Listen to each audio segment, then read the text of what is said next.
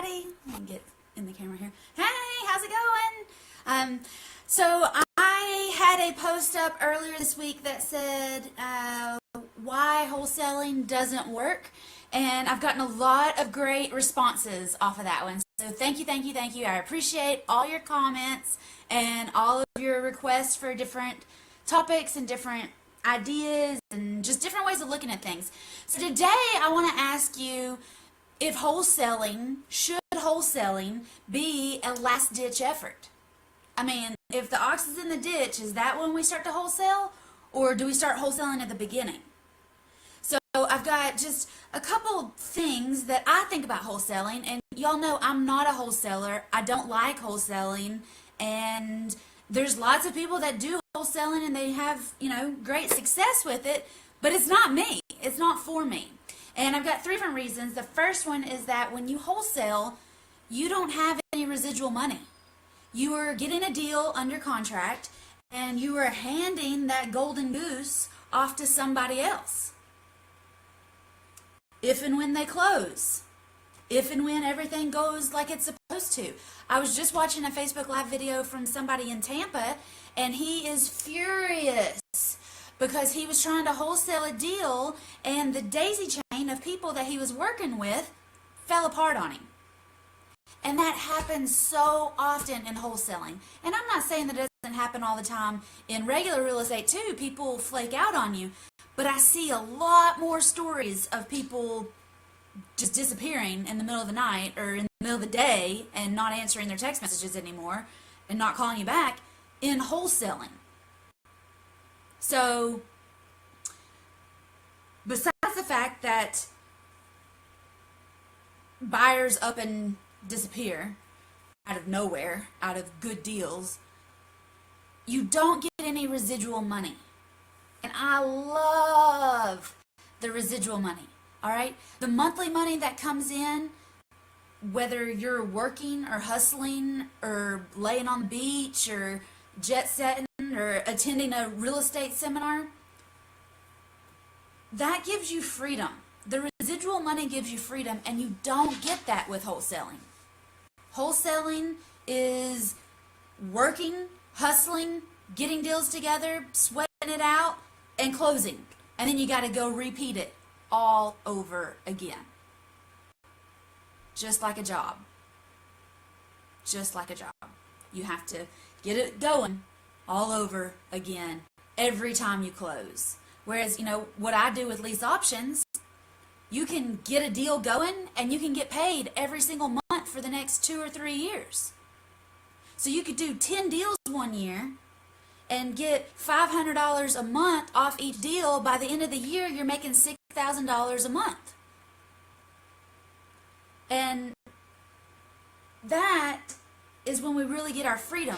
When you have that money coming in every single month, whether you're hustling, whether you're marketing, or whether you're taking the month off to hang out with your family, you still get paid, and you don't get that with wholesaling. You don't get that with being a regular agent either.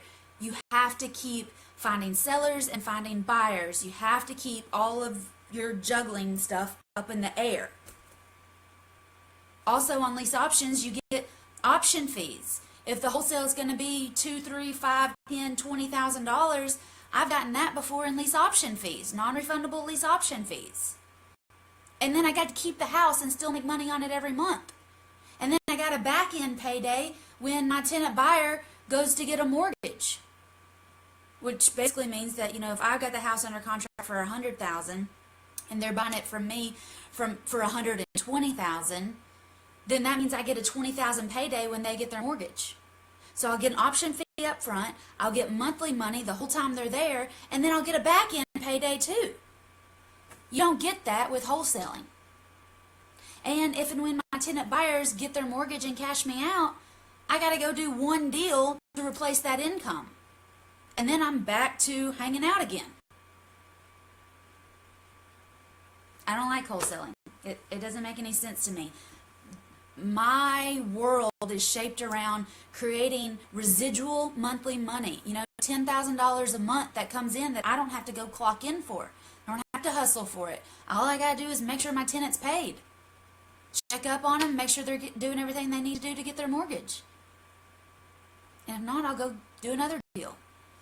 Or I'll go flip a house, or I'll coach, or get on and do Facebook Lives. I can do whatever because I've got that residual money coming in that you don't get with wholesaling.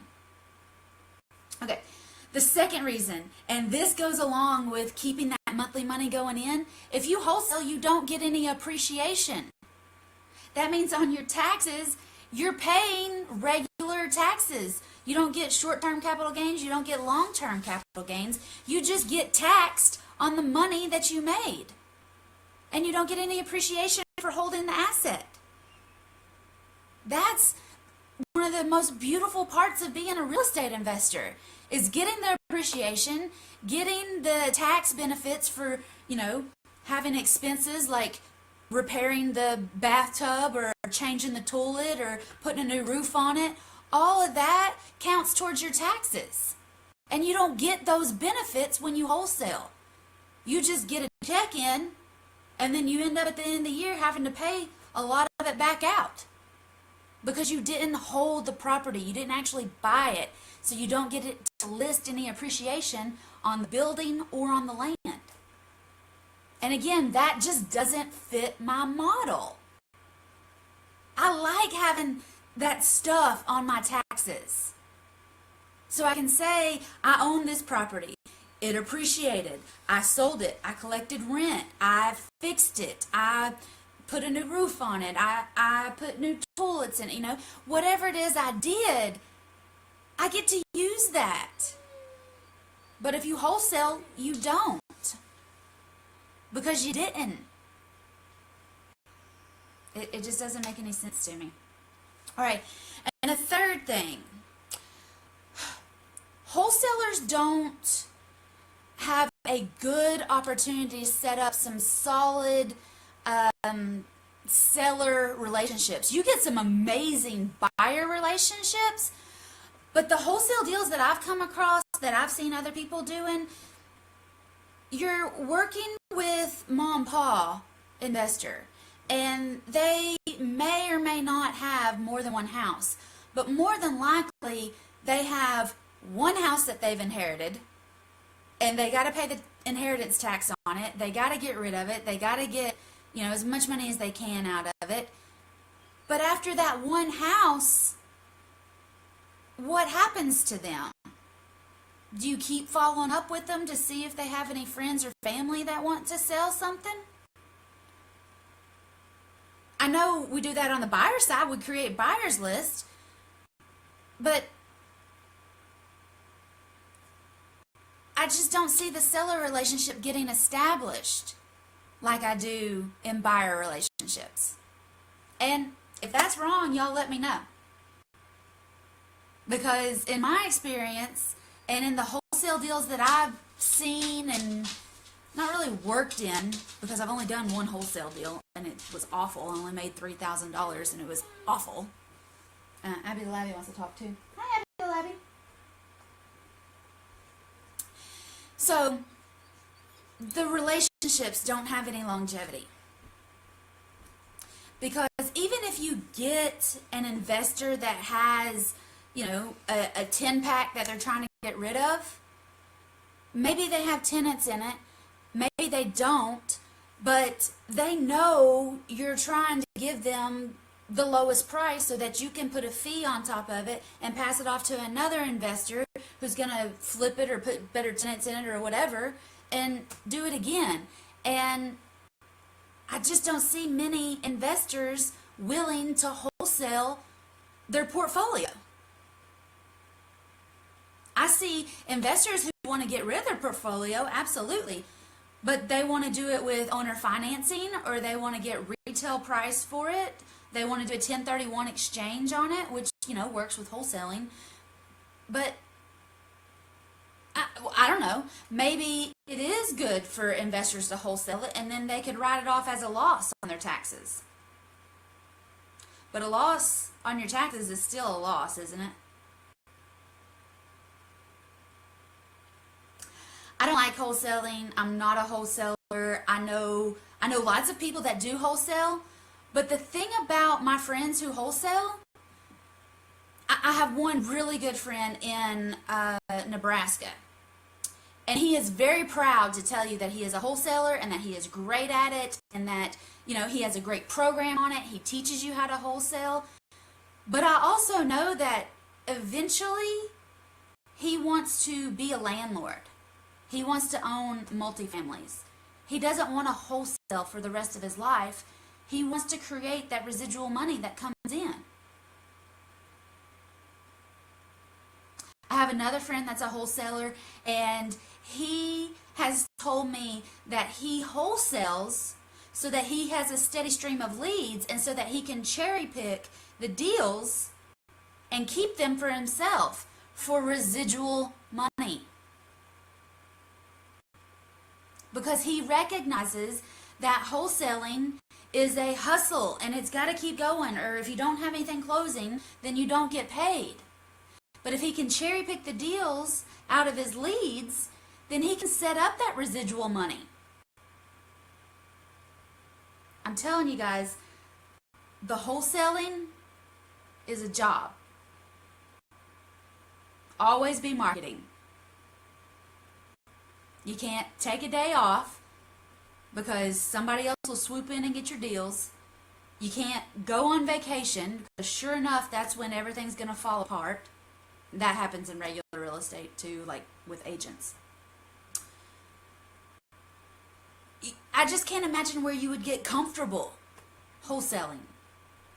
Because I saw another wholesaler the other day, and he was upset because he had a deal, and I don't really understand. I don't know all the details, but I know that the buyer he found skipped him and went to his seller, and he got cut out of the middle. That's no fun. And I know you can cloud the title and you can do this and that and the other to make sure that you stay in the middle of it. And I do that with my lease options to make sure I stay in the middle of it, to make sure that I'm going to get my money. But I think he hadn't had enough time to do that yet. I see lots of stories like that, and it breaks my heart because there's other ways to get into real estate, investing with no money, no credit, and no banks without going the wholesale route. A lot of people say that wholesaling is what you do when you get started and then you ramp up and you do other different things. You don't have to start at wholesaling. I did like 30 or 40 something lease option deals before I did my first wholesale deal, and I realized how bad I didn't like wholesaling during that first and only deal. It was terrible. $3,000 is not enough money for me to get that stressed out. It wasn't worth it. So, y'all let me know. Should wholesaling be the last ditch effort? Because a lot of times it's the low ball offer and a lot of sellers won't take it. I give lots of wholesale offers, but I use it to show how amazing my lease option offer is. If people want cash, I will give them a cash offer. I will give them a wholesale offer. I will give them what I know the other investors and the other wholesalers are going to give them. But that makes my lease option offers look so much better because they're going to get more money. They're going to get monthly money. They're going to get tax benefits. Lease options. I love lease options, and I hate wholesaling. I don't hate wholesalers. I hate wholesaling. I don't hate the player. I hate the game.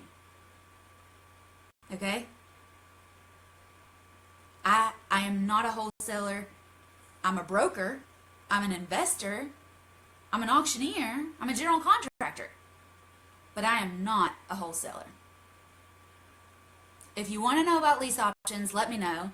If you want to share this video, please, please, please share this video because I'm trying to reach 4,000 people in the next like 30-something days. I'm doing 40 Facebook Lives in 40 days to try to reach 4,000 people. So please share this, share my page, like the page, share it on YouTube if you're watching on YouTube, wherever you are.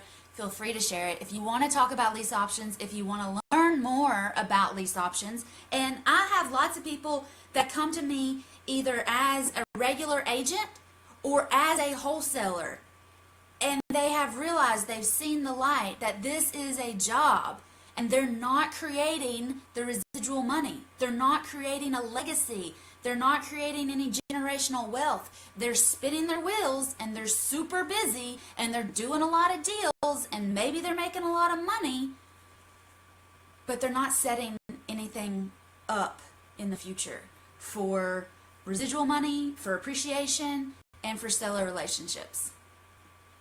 So that's my spiel for today. I will be back later today at 1 o'clock. I've got another Facebook Live. Today's topic is how to easily understand the flipping formulas even if you hate math. So go to facebook.com/coach Whitney Nicely, like my page, sign up to get the notifications, and please, y'all, let me know if you have any questions. Let me know if I've stepped on your toes. Let me know if I said something wrong. Let me know. We all learn together, and in my experience, wholesaling, not my favorite way to do things. It is my last-ditch effort. So, I'll talk to y'all later. WhitneyNicely.com, and you can book a call with me. We'll get you started on lease options, because that's the perfect way to get in and not put any money down, not go to the banks, not have your credit pulled, and still build that residual income. You don't have to wholesale to get started in real estate. I focus on lease options. If y'all have any questions, let me know, and we'll talk soon. Bye. Abby Labby, you want to say bye? She's camera shy today.